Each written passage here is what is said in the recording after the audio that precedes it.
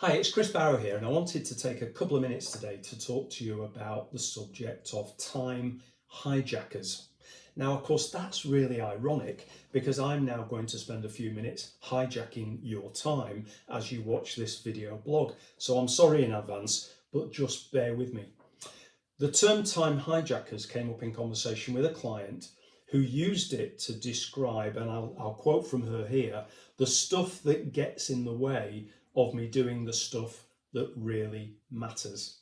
And I believe over the years, we've become more and more victim of those hijackers.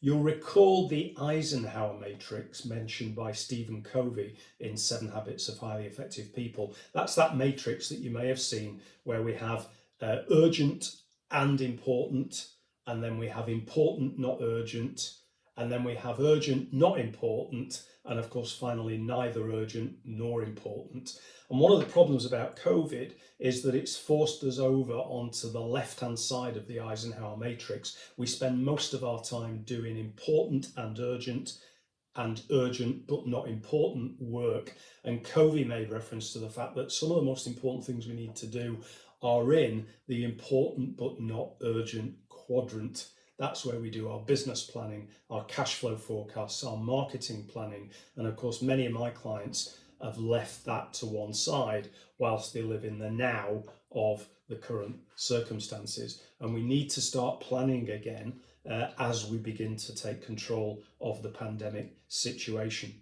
I also thought I'd amuse myself by writing down a list of the things that can potentially hijack me. Here's Chris Barrow's list of time hijackers, not in any of order of importance, but if I allowed them to, here's what would stop me doing my best work: WhatsApp, Facebook, Instagram, Twitter, LinkedIn, Facebook Messenger, FaceTime, text messaging, unsolicited marketing emails, and all the darn newsletters that I sign up to whenever I buy anything online, Strava, Goodreads, the BBC News app, the Guardian newspaper app, Netflix, and anything to do with cycling, technology, or anything that ever comes from Apple. It's a wonder sometimes that we ever get anything done.